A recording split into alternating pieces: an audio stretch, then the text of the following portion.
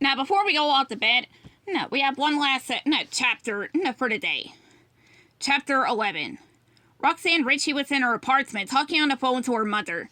Roxanne was telling her about the most wonderful man she had ever met. A man named Bernard. He was smart and charming, even though he couldn't fly, much to her mother's disappointment. Roxanne finished her conversation with her mother. She needed to get ready for her dates with Bernard.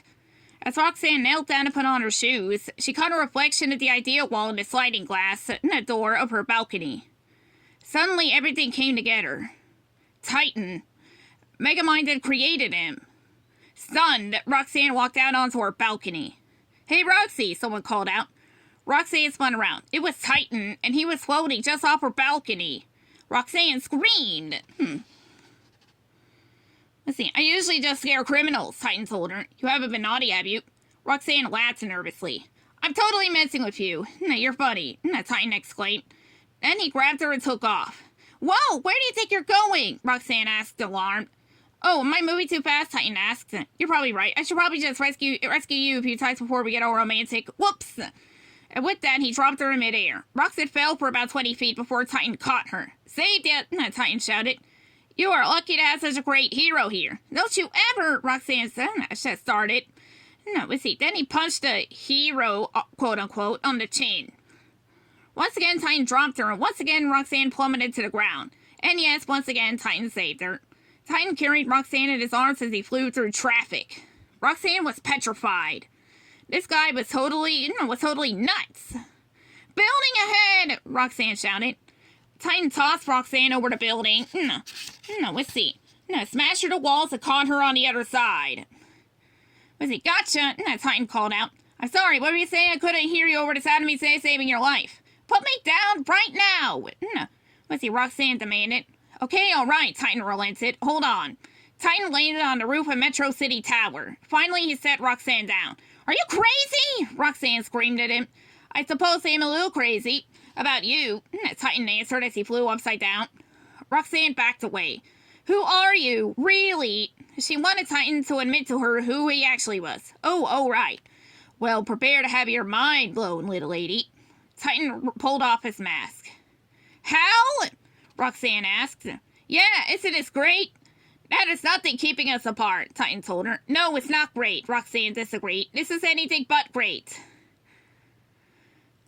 "No, wow, our first fight. This is so us. We're like an old married couple."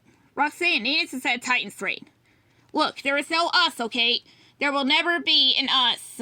And Titan didn't understand. "But I have powers. I have a cape. I'm the good guy." "You are a good guy, Hal, but you don't understand. We need to find out why Megamind did this to you. This didn't make sense to Titan. He was the hero now, and the hero always got the girl, right?"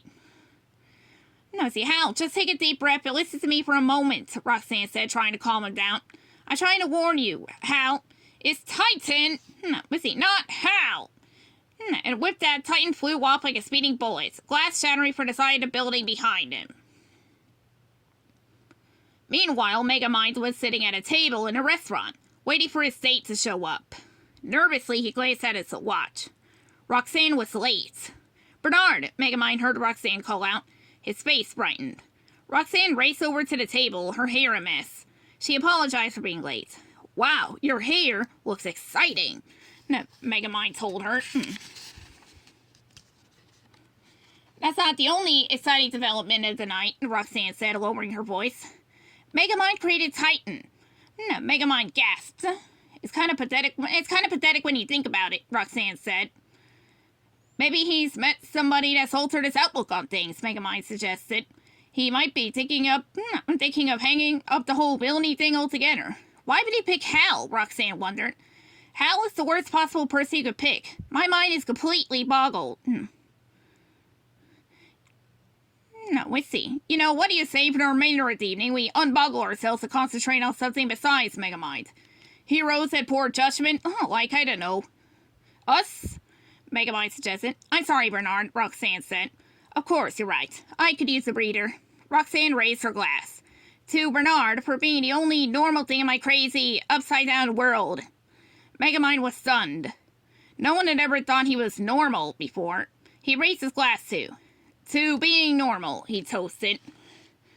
Roxanne and Megamind were so lost in the moment that they didn't see Titan watching them from outside the restaurant window. Titan watched as the two laughed. They looked happy together. Titan, on the other hand, was not happy at all.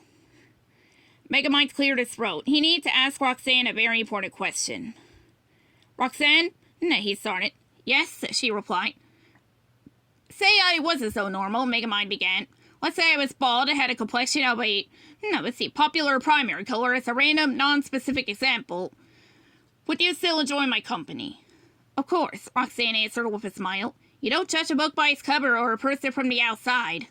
Roxanne exhaled. Megamind exhaled. Oh, that's a relief to hear. You judge them based on their actions, Roxanne continued. Well, that seems kind of petty, don't you think? Megamind asked. Roxanne laughed. The two locked eyes, then leaned in for a kiss. Roxanne touched his arm and accidentally touched Megamind's watch, turning off his disguise. Suddenly, people in the restaurant began to scream. Roxanne, still locked in a kiss, opened her eyes to find that she was smooching with Megamind. Slapping the villain in the face, Roxanne gasped in horror. Don't look at me, Megamind shouted. It's just a technical glitch. Frantically, he slapped at his watch, and he turned into the warden. Don't look, Megamind shouted again, hitting his watch again. This time he turned into Space Dad. Now, where were we? Megamind said. Roxanne threw a cup of water at him. Let's see, and as Space Dad, the sky fizzled away. You! Roxanne shouted. Now, hold on, Megamind began. You! Roxanne repeated as she raced from the restaurant. As Roxanne ran home through the pouring rain, she heard a car skid to a stop next to her. Startled, she looked around but didn't see anything. Then, moments later, Megamind popped out. I can explain, he told her. Roxanne huffed to turn away. She did not want to hear what the villain had to say. Megamind followed her. What about everything you just said, about judging a book by its cover? Roxanne stopped to face Megamind. Well, let's take a look at the contents then, shall we? You destroyed Metro Man, you took over the city, and then you actually got me to care about you. Why are you so evil? Tricking me? What could you possibly hope to gain? She stared at Megamind, who had a pained expression on his face. Wait a minute, could it be that this guy actually liked her? Do you really think that I would ever be with you? Roxanne asked him. No, Megamind answered, hanging his head. And with that, Roxanne walked off into the rainy night, leaving poor Megamind alone. To be continued soon.